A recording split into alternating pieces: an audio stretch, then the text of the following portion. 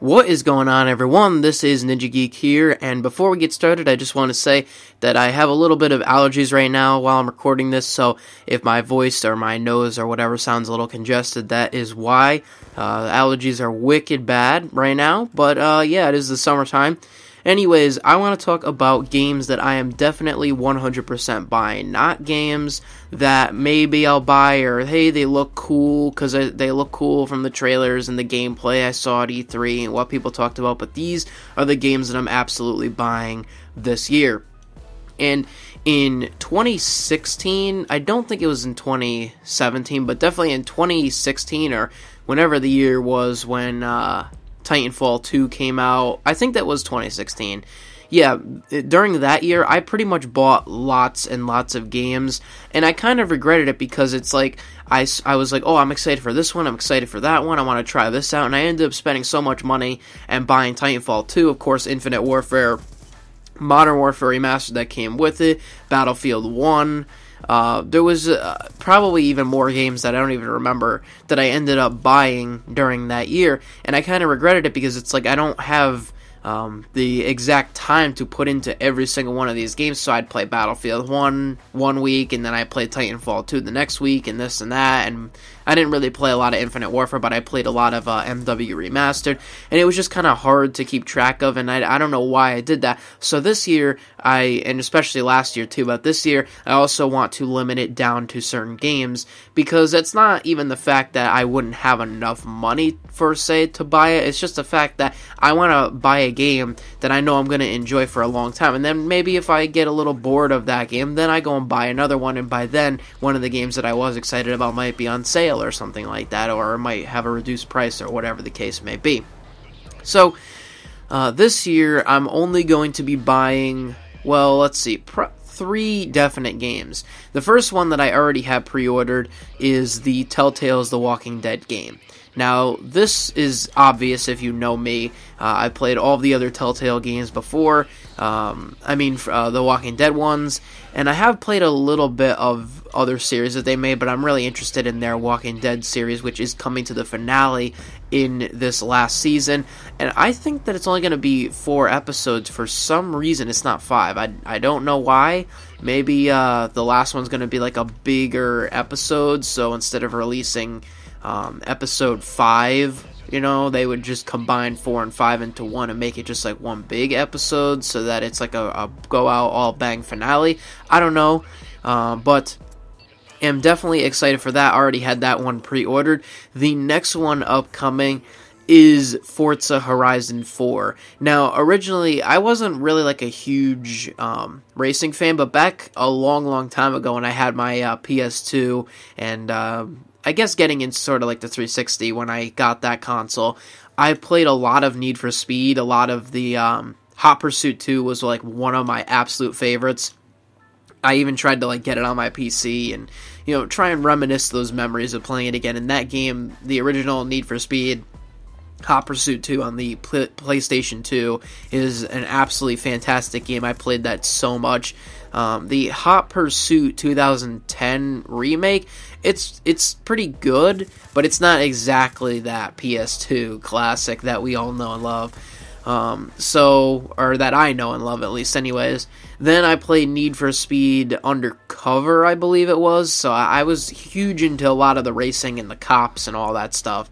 But I kind of shunned away from that when I started getting into Star Wars Battlefront and getting into more shooter FPS type of games, and then like Call of Duty, and pretty much once I found Call of Duty I kind of strayed away from that.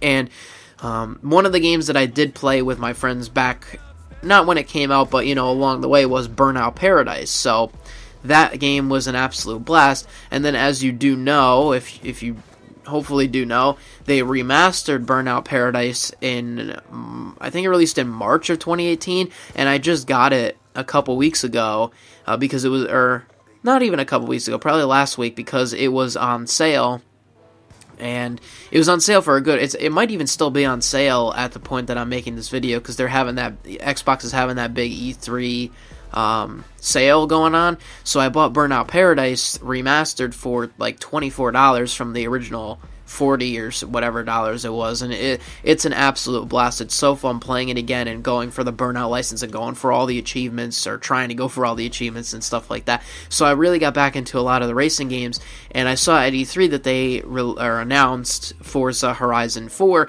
and I didn't really know anything about the Forza series, but I started watching a lot of videos on it and getting to know it, and it's pretty much just like an open world game that you can obviously race in, but it's an open world car game that you get to choose a lot of cars that you want and, customize them and this and that, and I'm really into all that stuff. That looks absolutely fantastic. So Forza Horizon 4 I will probably be picking up. Now, I don't know if this is a definite 100% at the time of launch, but maybe I'll wait a little bit. It depends. I mean, Forza Horizon 4 right now is set to release on October 2nd, so I think that if I bought that game or pre-ordered that game, I'd at least have a good 3-week run on it before the next game that comes up that I want to talk about, which is Red Dead Redemption 2. I tricked you. Red Dead Redemption 2, I'm absolutely 100% pre-ordering this game. I think I said in one of my last videos about Black Ops 4 that I had it pre-ordered, but I don't know why I said that. I think I meant by I said by pre-ordered, that I was definitely going to pre-order, but I'm definitely going to pre-order it, and I'm going to get the Ultimate Edition. And the reason why, there's a lot of controversy right now over Red Dead 2's special edition. So if you buy the special edition, I guess, you get extra story mode content, and then if you buy the Ultimate Edition, you get that story mode content plus extra online content, and people are angry about that because they have to spend $20 to $40 extra dollars on top of the $60 game to get access to more story mode content that they feel should have been in the game. And my answer to that is, I think that it is completely justifiable to offer this content as a higher edition, because the story mode content that they're offering in the special edition isn't going to really affect the main story. It's just like side mode quests and side missions. And the multiplayer online stuff is just online customization and different things. It's not like it's going to give you some type of huge advantage. And so I don't really feel like there's a huge problem with that. And plus, the next point that I have to make is that Rockstar has always been supporting their games. Back even in 2013, when Grand Theft Auto 5 came out, and we got that game, and then we got that game for the Xbox One, we pretty much repurchased GTA 5, essentially, and we got that game for the Xbox One probably in 2014, or probably 2014 sometime.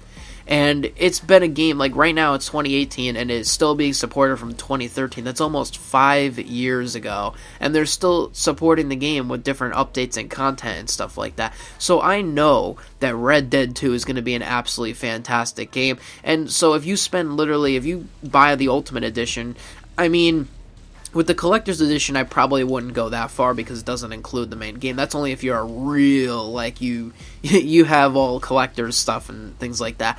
But I'm just interested in the Ultimate Edition because I know I'm going to be getting the money for my worth. I'd rather take the extra $40 I'm putting into the Ultimate Edition and put it into that instead of buying Call of Duty Black Ops 4 per se. And that's the next point that I'd like to make on this list, that as of right now, it's not really a 50-50 chance that I'll get Black Ops 4 or not. It's more like a 90-10 that I'm not going to get it, or maybe 10% that I am going to get it.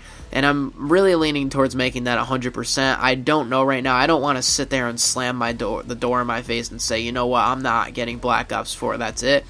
But just from what we've seen, and that obviously that other video that I made last week, it was just an absolute disgusting bombshell that was dropped on us. The Back in Black map pack, remastered Firing Range, Slums, Jungle, and Summit in Black Ops 3, only if you pre-order Black Ops 4 through the PlayStation Store.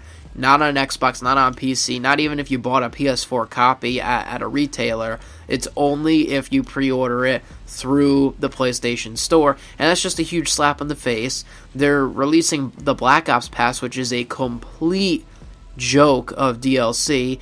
And of course, it's Activision, they're doing the same thing with Destiny 2. They're releasing their annual pass. Now, the difference, though, between Destiny and Black Ops, or Call of Duty, I should say, is that at least, like, with Destiny, you have to buy the DLC. Now, when I mean have to, I don't mean that the Activision comes to your house and they put a pitchfork to your throat and say that you're going to buy our DLC or you're going to die. I mean that in order to play Destiny, or Destiny 2 for that matter, at least, unless they changed it, I have no clue. Maybe they did, but I don't see it. But in Destiny 1, you had to buy the DLC. Like, if you wanted to progress through the game and keep playing it after the DLC launched, you had to buy the DLC. There wasn't really a getaway around it, you know what I mean? I mean, you could still play the game, but you can't really level up or you know what I mean? It's not the same. You don't get the same content. So with Destiny, you pretty much either have to buy all the DLC or just don't buy the game completely at all. And that's pretty much where I've chosen to go with Destiny 2, because their model is buy DLC, buy DLC, buy DLC, and so you end up spending over hundreds of dollars every single year just to play Destiny, and I just find that ridiculous. But Call of Duty, you don't have to buy the DLC. The DLC is just there if you want extra maps and stuff like that, which I understand. But it's just a slap in the face because, I mean, not only, I guess, were we expecting it to be released for free, the DLC content to be released for free, I guess that, in other words, that it's just kind of disappointing because the DLC, in my opinion, it should just be for free, or because you're splitting up the community, and especially on day one with this Black Ops pass, and after the game's life cycle's over, it has no value, and their special editions of Black Ops 4 have no value to them because they release COD points with it, which has no monetary value. So, all in all, Activision is just a big, greedy no-no for me. The only Activision game that I ever enjoyed all the way through 100%, never complained about it, was Overwatch. And that game I just don't really have the drive to play it anymore because I literally played it every single day for a year and a half straight. And I don't know. I just haven't had the drive, I guess, to go play that game. It's just how the gaming cycle works, I guess. Maybe someday in the future I'll go back to it and maybe I'll get hooked again. But right now, I just don't really have a desire to go back to play Overwatch. I mean, so that's just how it is right now. I'm really playing Burnout Remastered right now. Just waiting kind of until the Walking Dead Telltale game comes out. And, we'll see what happens until we get to Forza Horizon 4, and Red Dead Redemption 2, coming in October. And October is going to be a great month. October is my favorite holiday, if you did not know that. So October 2nd, we're going to be getting Forza Horizon 4. And then I think on the 19th, man, I'm really going off my memory here, trying to remember what that trailer was, but the Halloween movie, I'm so excited for that. I've been a huge fan of the franchise. First movie, excellent, all going down there. Even the second one's great. Third one, not really a part of the franchise in my opinion. Fourth one, that one was great as well. And then some of the ones after that were kind of a little much, but this one I think is going to be an excellent movie. So I'm excited to see that. Hopefully I can see that in theaters. That's coming October. And then we have Red Dead Redemption 2 coming at the end of October. Then we have Halloween in October. October is just going to be a fun, pack-filled event. And of course, Black Ops 4 is in October as well. But like I said again, I don't think I'm going to be getting Call of Duty this year. And it's weird to say because ever since I got Black Ops 1, I've gotten every single Call of Duty game every single year. I've gotten Modern Warfare 3, then Black Ops 2. I pre-ordered all these games, Ghosts, Advanced Warfare, even Advanced Warfare, even Infinite Warfare for that matter. Even with all the hate that I had towards Infinite Warfare, the only reason really why I got that game was because of Modern Warfare Remastered. But now we're sitting here and, why should I waste $60 at least, then plus an extra for a season pass or a Black Ops pass or whatever? That's just a waste of money when I could just play Red Dead Redemption 2, and you see what I'm saying? And there's even other games out there. Like, I know the Assassin's Creed game comes out October 5th. That's going to be huge. I know Battlefield 5 even comes out October 19th. That's going to be another huge game. October is just going to be packed, filled with games pretty much every single week, to be honest. I mean, you got, like I said, October 2nd, Forza, the end of the month, Red Dead, middle of the month, Black Ops 4, a week after that, Battlefield 5. October is going to be a competition, and especially between Black Ops 4, Battlefield 5, and Red Dead 2, and especially between Black Ops 4 and Red Dead 2. Those games, I don't know which one's going to come out on top at the end of the year, We'll have to wait and see, but it's hard to put a place. I mean, I want to say Red Dead 2, just because of the amount of backlash and stuff that Black Ops 4 is getting, and the fact that Rockstar always usually comes out on top, but we'll see. So I hope you did enjoy this discussion video, and you can let me know what games you're planning on getting, definitely 100%, in the comment section below. I just listed mine here, and it would be nice to see what other people have to say and what kind of games they like as well. So yeah, let me know that down below, and I will see you on the next one. This is Ninja Geek. Oh wait, actually, the next one from this should be a 50-minute special, and I'll give you a little tease on that right now. It's going to be something to do with Call of Duty, so stay tuned for that coming on Saturday. So I'll see you then. This is Ninja Geek. I'm out, and peace.